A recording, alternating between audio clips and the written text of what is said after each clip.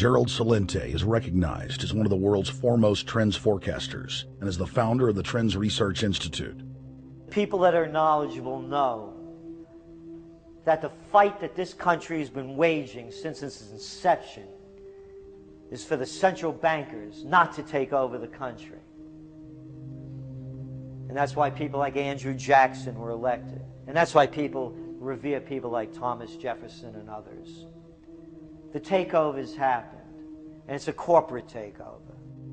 Agents of the Bank of England attempted to assassinate President Andrew Jackson on multiple occasions because of his resistance against a private central bank being set up in the United States. And it was something that Abraham Lincoln warned. And this is, by the way, why I believe he was assassinated. This is the Lincoln quote.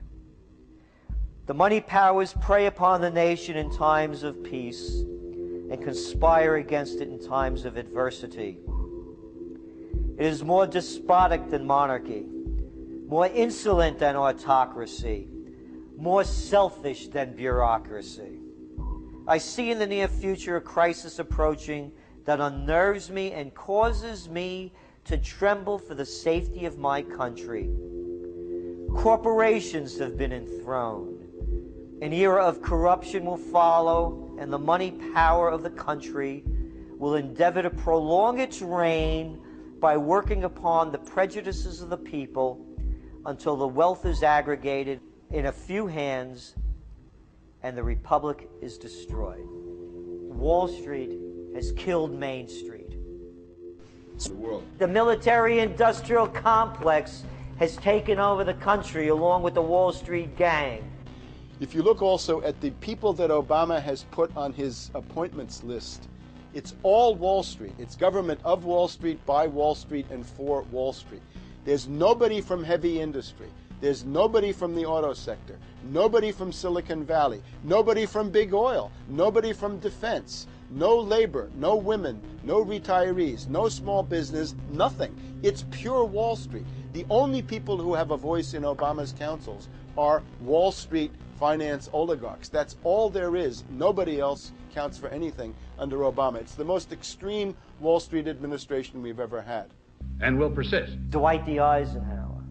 He warned the people that the military-industrial complex was taking over the country. Only 3 years after leaving office, President Eisenhower's prophetic warning concerning the threat posed to our system of government by the military-industrial complex came to pass. About this Obama with change.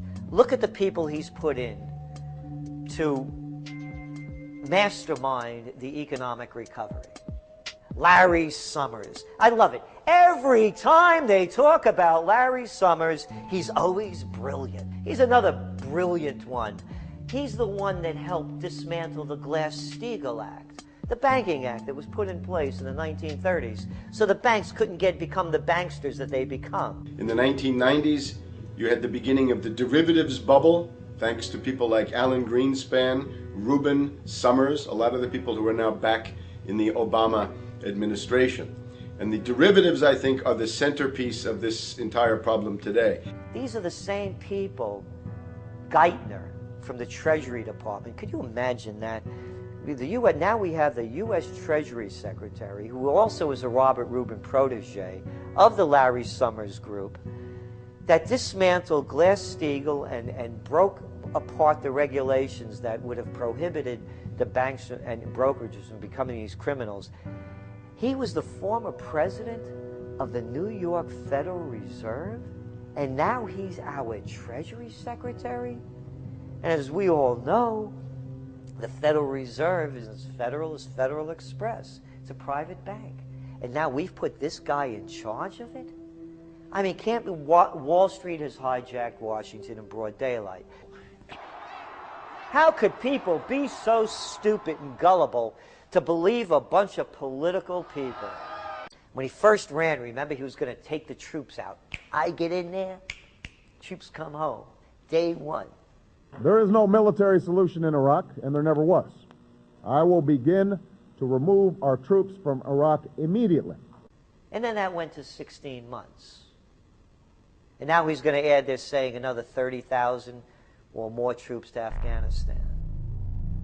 Most people don't know, for example, that he voted to reinstate the Patriot Act and more government wiretapping. They don't know. They think that he's signed off immediately on closing Guantanamo, but he's allowing prisoners now to be taken to foreign countries and not knowing where they're sending them and to be tortured in foreign countries. They don't know that they kept that provision in there. Obama voted for a reinstatement of the Patriot Act. And by his early deeds already, again, as we saw with the issues of retention, he's willing to send people that have been charged with nothing to be tortured to so-called get the truth out of them. They'll make up one lie after another. And if you believe these people, knock yourself out. I don't believe a word they say.